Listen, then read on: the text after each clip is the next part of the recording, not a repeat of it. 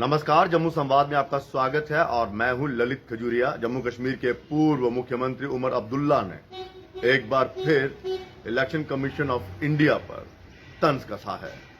उन्होंने कहा है कि चुनाव आयोग ने कहा था कि जम्मू कश्मीर में पॉलिटिकल वैक्यूम है, यहां पर सरकार नहीं है, इसीलिए इस वैक्यूम को भरा जाना चाहिए।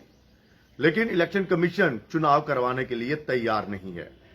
और क्या कुछ कहना था और किस तरह से तंज कसा उन्होंने G20 को लेकर, जरा आप उमर अब्दुल्ला जी की ये एक बयान सुनिए। उतर के इनके सामने भीख मांगेंगे। इलेक्शन हमारा हक है। अगर ये जम्मू कश्मीर के लोगों का हक छीनना चाहते हैं और इनको हमारा हक छीन के कोई बहुत बड़ी तसल्ली मिलती है तो करें। हम अब हमारी भी थोड़ी बहुत सेल्फ रिस्पेक्ट है, इज्जत है। हम इनके सामने घुटने नहीं टेकेंगे। बाकी इलेक्शन कमीशन को इसका जवाब देना चाहिए। हम इलेक्शन कमीशन से सुनना चाहते हैं। क्या chief election commissioner of India ने ये नहीं कहा कि यहाँ वैक्यूम है? ने कहा, he said there is a vacuum, that vacuum needs to be filled. अगर चीफ इलेक्शन कमीशन को उस वक्त वैक्यूम नजर आया तो वो वैक्यूम क्यों नहीं भर रहे? क्या मजबूरी है? क्या प्रेशर है इलेक्शन कमीशन ऑफ इंडिया पे कि वो इलेक्शन यहाँ डिले करा रहे हैं? इलेक्शन कमीशन ऑफ इंडिया जरा हिम्मत से कहें, हमारे ऊपर प्रेशर है, हम इलेक्शन करा नहीं सकते। क्योंकि एक तरफ से तो आप कहते हो वैक्यूम है, दूसरे तरफ से आप उस वैक्यूम को फिल करने के लिए तैयार नहीं हो।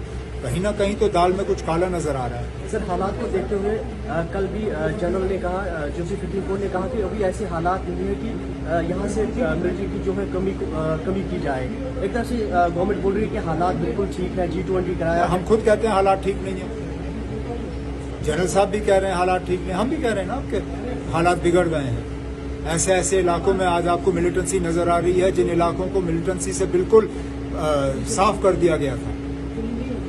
बहुत मतलब आप देखिए किस तरह इनके लोग जो है सिक्योरिटी मांग रहे हैं गवर्नमेंट से, क्योंकि इनको डर है। हालात जनरल साहब ने सही कहा, हालात ठीक नहीं है। ये लोग हालात के ऊपर एक पर्दा डालने की कोशिश कर रहे हैं G20 करा के।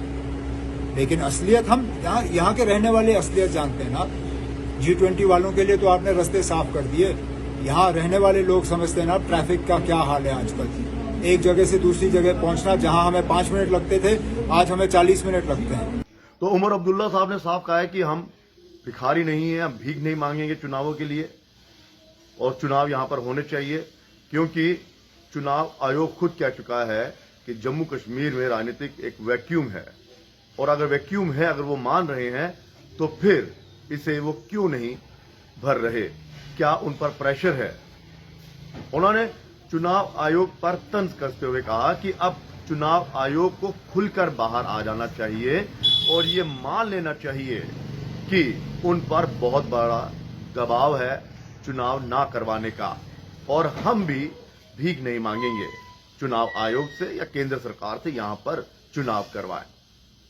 सुरक्षा को लेकर भी उन्होंने कहा है कि जिन इलाकों में आतंकवाद को खत्म कर दिया गया था, जो आतंकवाद मुक्त हो गए थे इलाके, आज हालात ऐसे हो गए हैं कि वहां पर दोबारा से आतंकवाद जो है वो अपना सर उठा रहा है।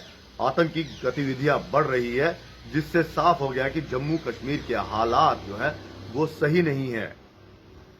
भले ही आप G20 कितना भी करवा लें या जिस तरह से कश्मीर में करवाया, वो सब अंतर्राष्ट्रीय स्तर पर दिखाने के लिए। हकीकत हम लोग जानते हैं, हकीकत यहाँ के स्थानीय लोग जानते हैं कि किस तरह के हालात हैं। और उन्होंने भारतीय जनता पार्टी के जो यहाँ के प्रदेश के जो जम्मू कश्मीर के नेता हैं उन पर तंज कसते हुए कहा कि अगर हालात सही हैं तो फिर यहाँ के नेता सिक्योरिटी क्यों मांगते हैं?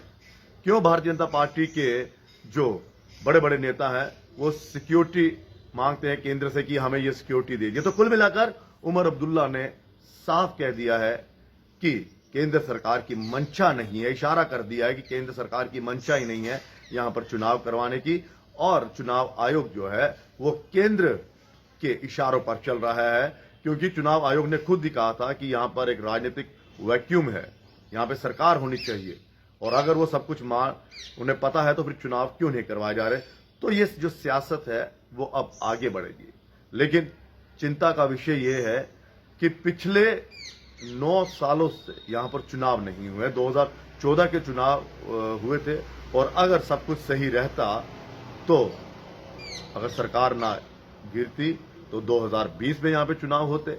लेकिन चुनाव जो सरकार थी, गठबंधन की सरकार थी, भारतीय जनता पार्टी और पीडीपी की, वो 2018 में गिरती है।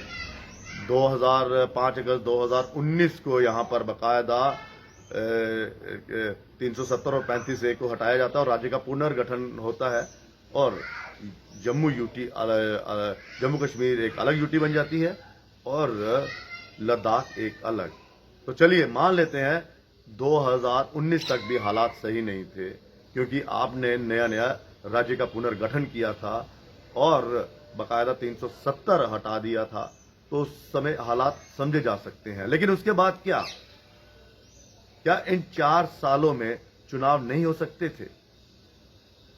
जम्मू कश्मीर जो है अपने आप में, पूरे हिंदुस्तान में अपने आप में एक पहली मिसाल होगा कि जिसे राज्य का दर्जा था उससे राज्य का दर्जा छीन लिया, और भारतीय जनता पार्टी की मजबूरी ये थी कि वो ना तो हंस सके पूरी तरह से, खिलखिला सके, और ना वो अपना दुख जाहिर कर सके।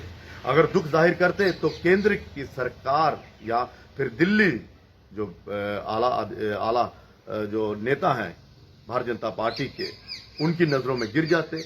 और अगर खुलकर किलकारियां मारते या हंसते, हालांकि हंसने की कोशिश की थी, तो जनता जो है वो उनको माफ ना करती। लेकिन कुल मिलाकर यही है कि जम्मू कश्मीर में पॉपुलर सरकार नहीं है। जम्मू कश्मीर की आवाम को महरूम रखा गया है कि वो अपने नुमाइंदे चुने। उमर अब्दुल्ला सही तो कह रहे हैं कि हम भीख नहीं मांगेंगे। क्या जम्मू कश्मीर पर केंद्र सरकार अब उस तरह से हावी हो रही है कि हां जी सब के सब चिल्लाएं, इलेक्शन करवाओ? क्या केंद्र सरकार की नैतिकता नहीं बनती है कि एक ऐसा प्रदेश जो पहले प्रदेश हुआ करता था, पहले एक रियासत हुआ करती थी, स्टेट हुआ करती, अब यूटी है, एक ऐसी यूटी जो पिछले कई सालों से अपनी सरकार चुनने के लिए उसे उसके अधिकारों से वंचित रखा गया है।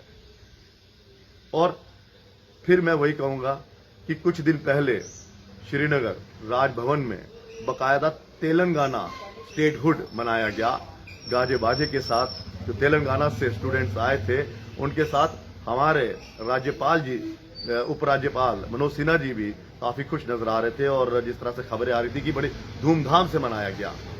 तो अपने घर का पता ही नहीं, जम्मू कश्मीर में स्टेट का दर्जा कब मिलेगा पता ही नहीं, चुनाव कब होंगे पता ही नहीं, लेकिन उपराज्यपाल मनोज सिन्हा जी खुशियां मना रहे हैं। और खुशी मनाने का उनका हक भी है, क्योंकि उनको ही एक अधिकार मिला हुआ है जम्मू कश्मीर में फैसले लेने का। और जब यहां पर सरकार आएगी तो ये फैसले जो है वो बटे हुए दिखेंगे, क्योंकि एक तरफ एलजी होंगे और एक तरफ मुख्यमंत्री होगा।